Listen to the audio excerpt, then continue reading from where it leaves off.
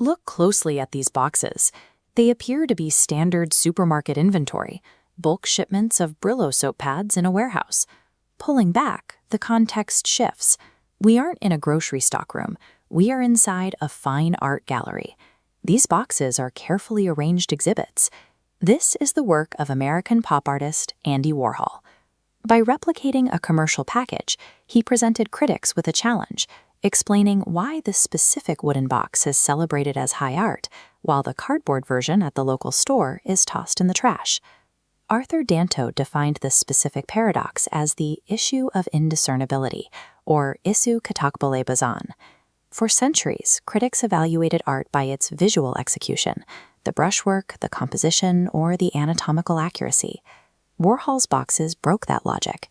You cannot judge the artistic merit of a Brillo box by the quality of its paint, because it was designed to be indistinguishable from a mass-produced object. Relying on gut feelings or surface-level observation is insufficient. Separating a calculated conceptual piece from a random household object requires a systematic, objective framework. Historically, art evaluation rested on the axiom of mimesis. This defined the quality of an artwork strictly by its ability to faithfully imitate nature. Classical thinkers established these earliest rubrics. Plato argued that art was an act of imitation, setting standard for how society judged creativity for millennia. Later formalists expanded on these rules. Giorgio Vasari and Johann Joachim Winckelmann introduced strict analytical criteria, evaluating an artist's handling of proportion, texture, and the interplay of light and shadow. Those classical rules collapse when confronted with modern pieces. Many artists intentionally abandon physical imitation, choosing to communicate abstract internal concepts through distortion and chaos. To rigorously evaluate modern visual art, senitampa, we must replace the expectation of imitation with a modern dual-axis framework. This diagram outlines the approach. The vertical axis represents philosophy, defining exactly what qualifies as art. The horizontal axis represents methodology, dictating the precise practical steps we take to analyze it. Combining philosophy and structured methodology allows us to replace subjective reactions with objective, evidence-based critique. We begin with the philosophical axis. Arthur Danto recognized that an artwork's physical, aesthetic properties could no longer validate its status in the modern era. Instead, he proposed the concept of the art world. This theory dictates that an object becomes art only when the surrounding cultural, historical, and institutional networks reach a consensus to treat it as such. This leads to Danto's principle of embodied meaning. The physical object serves as a delivery mechanism for a larger, complex idea. In Warhol's case, a critique of commercialism. For Danto, this marked the end of art thesis. The linear progression of art history, where one visual style naturally evolved into the next, had stopped. In this post-historical era, artists are free to appropriate any medium, including commercial packaging, to convey their embodied meaning. This approach has limitations. Danto's framework leans heavily on Western art history and relies on elite institutions to decide what holds cultural value. While his theory explains why a piece belongs in a museum, it offers no instruction on how to actually look at a painting. Defining what art is through the art world is only half the equation. To process this specific visual data, we need a rigorous methodology designed for the classroom. This brings us to the methodological axis, the four-step framework developed by Edmund Burke Feldman, built specifically to enforce logical, reasoned visual critique. Feldman's structure rejects impressionistic criticism, blurting out spontaneous, emotional reactions without practicing disciplined observation. Step 1 is description, or pemerhatian objectif. Here, the critic must record pure, unbiased visual facts without assigning any deeper meaning. Looking at Van Gogh's Starry Night, we restrict our observations to the literal. We note the swirling sky, the large, dark cypress trees in the foreground, and the dominant palette of deep blues and bright yellows. Step 2 is analysis, or panganalysisien.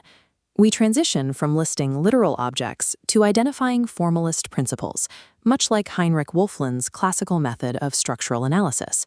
We examine the rhythmic motion of the composition. We track how the dynamic brushstrokes create deliberate pathways that physically guide the viewer's eye across the canvas. Forcing observers to complete description and analysis first prevents premature emotional bias. It ensures any subsequent theories are anchored to a cold, factual baseline of visual evidence. With the baseline established, we move to the subjective half of Feldman's framework. To test this, we need to decode a larger, politically charged visual. Step 3 is interpretation, or tafsiran makna. We push past literal descriptions and formal structures to uncover the artist's symbolic intent. In Guernica, Picasso used a monochromatic palette and distorted figures as intentional symbols, projecting the internal terror and chaos of the Spanish Civil War.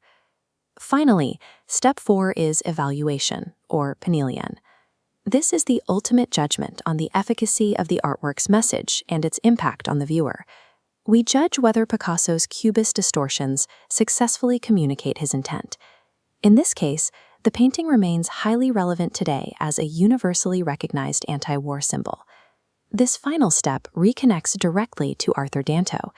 Feldman's evaluation judges whether Danto's embodied meaning was successfully transmitted from the canvas to the audience. Feldman's final steps provide a rational, repeatable algorithm.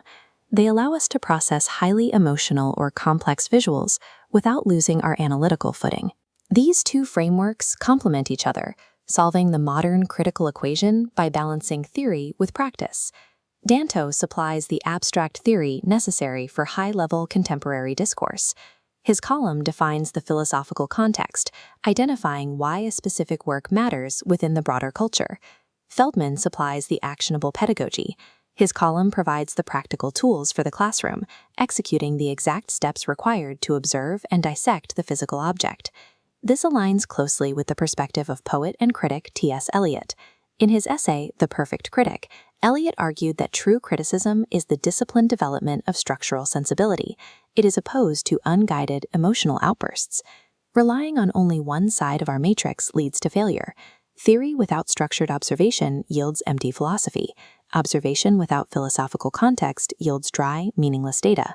The ultimate intellectual tool for an art theorist is the ability to seamlessly oscillate between the two, grasping Danto's institutional context while rigorously processing Feldman's visual evidence. The art historian Arnold Hauser summarized the psychological demand of this process clearly. A work of art is a challenge. We do not explain it, we adjust ourselves to it. We have to actively calibrate our mental frameworks, like the Danto-Feldman matrix, to meet the unique challenge presented by each specific artwork. Local theorist Zakaria Ali reinforces this, stating that true appreciation is a demanding exercise. It requires the total, active involvement of the visual and tactile senses, not just passive glancing. We must abandon the habit of treating art as mere background decoration or superficial entertainment.